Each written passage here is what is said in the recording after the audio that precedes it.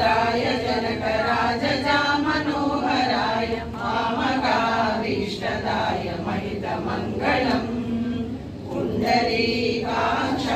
पूर्णचन्द्रकाननाय अण्डजातवाहनाय अतुलमङ्गलम्